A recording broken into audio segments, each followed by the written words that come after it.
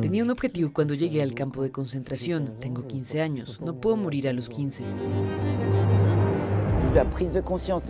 La gente no fue consciente de lo que había sido la deportación racial inmediatamente. Tardó mucho tiempo en darse cuenta realmente de lo que había sido el Holocausto.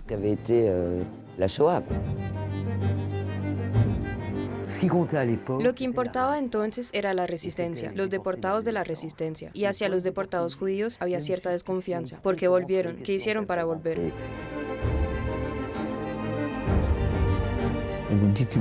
Me dijo, prométeme que si tienes la oportunidad de volver, contarás lo que nos pasó. Contarás lo que los hombres son capaces de hacerle a otros hombres.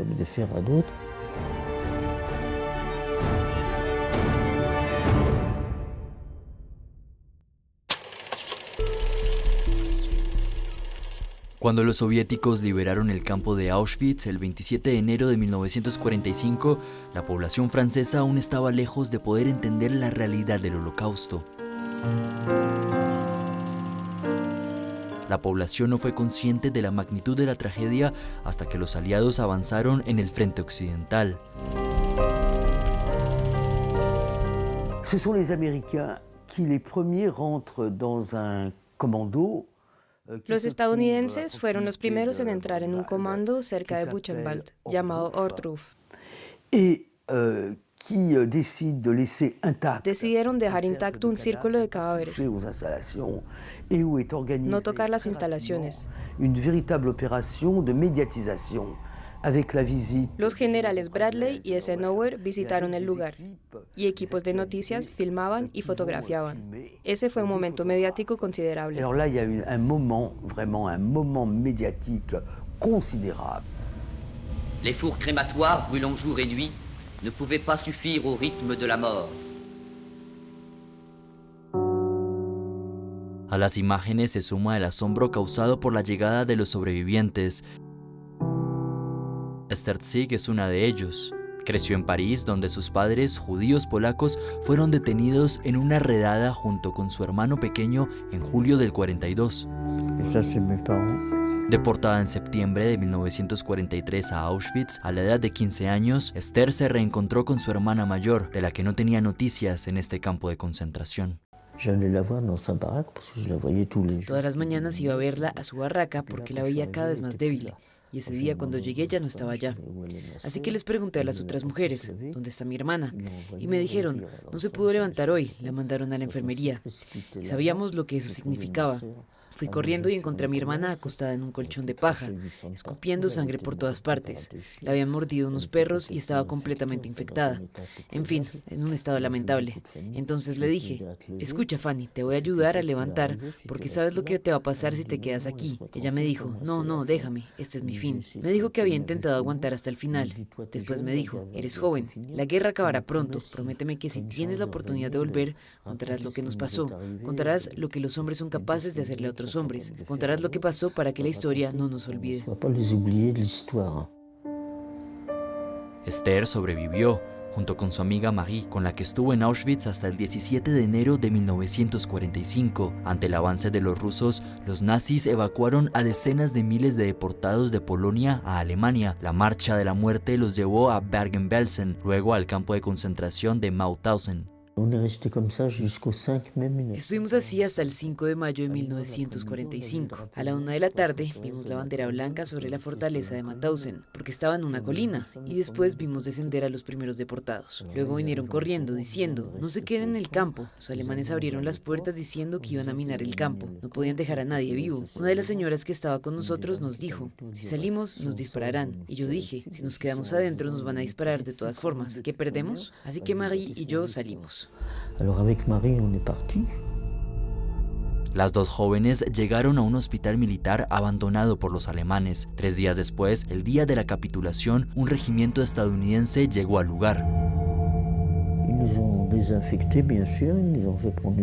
Nos desinfectaron, por supuesto, e hicieron que nos ducháramos. Luego nos pesaron, yo pesaba 32 kilos. Ya era la hora de que todo eso acabara. Luego nos hicieron un examen más exhaustivo y nos habíamos contagiado de tifus, porque las 2 barracas en las que estábamos eran la antigua enfermería. Mientras la guerra llegaba a su fin en Europa, los aliados se enfrentaban a un enorme desafío logístico para organizar el regreso de los deportados y prisioneros.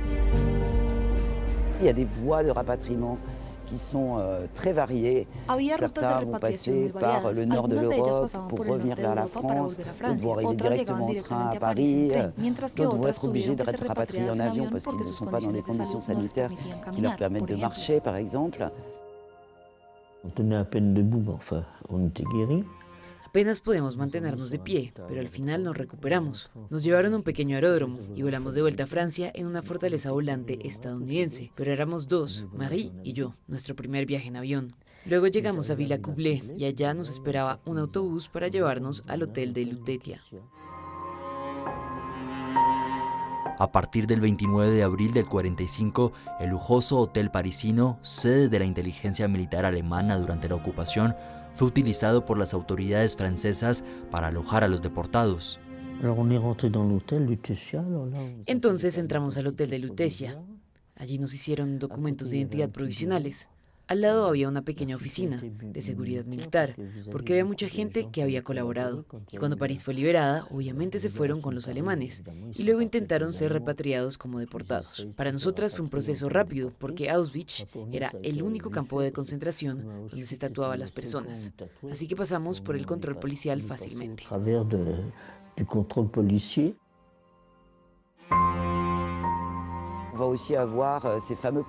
También había sus famosos carteles en la calle donde ponían fotos de personas que habían regresado o sus nombres, y las familias iban a ver si sus seres queridos habían vuelto. La gente esperó mucho tiempo antes de poder estar segura de que sus familiares habían muerto. Cuando alguien iba a buscarte, no le preguntaban si era un familiar, amigo o conocido. Podía ser cualquiera. Después llegó Marie con su prometido, como me había dicho. Así que 2 adultos estaban a cargo de mí. Estuve en la oficina para recoger el dinero que nos iban a dar y luego me fui. Les prisonniers reviennent chaque jour par milliers. Pour eux, le cauchemar est fini. Francia, que estaba en plena reconstrucción, recibía a los combatientes de la resistencia y a los prisioneros de guerra como héroes. Por su parte, los deportados raciales, en su mayoría judíos, eran prácticamente invisibles. Eran solo una minoría frente a una gran categoría que el Ministerio de Presos, Deportados y Refugiados calificado como ausentes. ¿Quiénes eran los ausentes? Más de 1 millón de prisioneros de guerra y alrededor de 750.000 trabajadores forzados. Y si tomamos a todos los deportados que seguían vivos, eran quizás 40 a 50.000. Así que era una minoría muy grande, y cuando uno ve las imágenes de las noticias de esa época, a menudo se hace énfasis en los prisioneros de guerra, y en particular en todo lo que se va a hacer para celebrar la repatriación del 1.000.000º prisionero de guerra. Tout ce qui va être fait pour fêter le rapatriement du 1.000.000e prisonnier de guerre. Le merci du peuple de France aux Alliés que crie avec sa joie la foule qui acclame Jules Caron. En Belleville, el barrio de su infancia, donde regresó para encontrar a otros sobrevivientes, Esther fue recibida con menos entusiasmo. On a eu un petit attroupement qui est venu vers nous. Un pequeño grupo de gente se nos acercó y nos dijo, ¿qué fue lo que les pasó? Cuéntenos. Empezamos a hablar con Marie y entonces vimos que ese grupito empezaba a agitarse. Nos decían, se volvieron locas, están diciendo tonterías. Es imposible que eso haya existido. ¿Cómo se les ocurre difundir esas ideas? Entonces un señor me miró y me dijo, muy pocos de ustedes han vuelto. ¿Qué hicieron ustedes para volver y los demás no?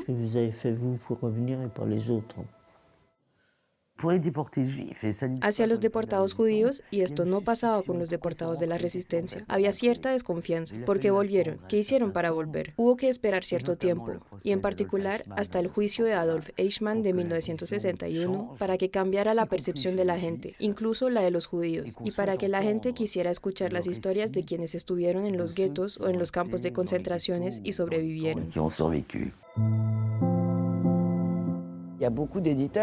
Había muchas editoriales a las que les interesaba publicar sus primeros relatos. Eso se detuvo muy poco al cabo de un tiempo porque no se vendían muy bien, porque la gente no quería leer cosas tan directas. Las primeras asociaciones de deportados comenzaron a sentar las bases de esta memoria con el apoyo de las nuevas autoridades francesas. Francia conservó todos los archivos del gobierno de Vichy. El archivo judío que permitía detener a las personas fue reutilizado a su regreso como un archivo que se convertiría en una especie de archivo del registro civil. Más allá de este trabajo de archivo, Francia volvió a ser un país que acogía a los judíos. La Francia libre se había comprometido a abolir toda legislación racial, lo que significaba que cuando volvieran ya no habría discriminación. Se tomó la decisión de que cualquier judío deportado de Francia tendría el derecho de volver a Francia, incluso sin papeles, porque ya nadie tenía papeles. Esther, a cuyos padres les habían denegado la naturalización en 1934, se convirtió en ciudadana francesa de pleno derecho, pero una parte de ella permaneció en el lugar donde la mayor parte de su familia había sido exterminada. Quand on était à Auschwitz, on n'en est jamais sorti. D'abord, j'ai tout fait pour pas mourir. Una vez que has estado en Auschwitz, nunca se sale. Allá hice todo lo posible para no morir. Cuando volví me tomé toda la caja de pastillas, todo lo que tenía, y acabé en el hospital. Estuve en el hospital 6 meses. Luego, cuando salí, me había vuelto a crecer el pelo. Me veía normal, por así decirlo. Entonces empecé a rehacer mi vida. Alors là, j'ai commencé à refaire surface. En 48, je venais d'avoir 20 ans. Mis primeras vacances. En el 48, acababa de cumplir 20, mis primeras vacaciones. Y estábamos en la playa, así que había mucha gente joven. Como tenía un número tatuado en el brazo, me ponía una bufanda o algo para taparlo. Entonces, entre un grupo de jóvenes, conocí a un joven. Empezamos a salir y acabamos casándonos.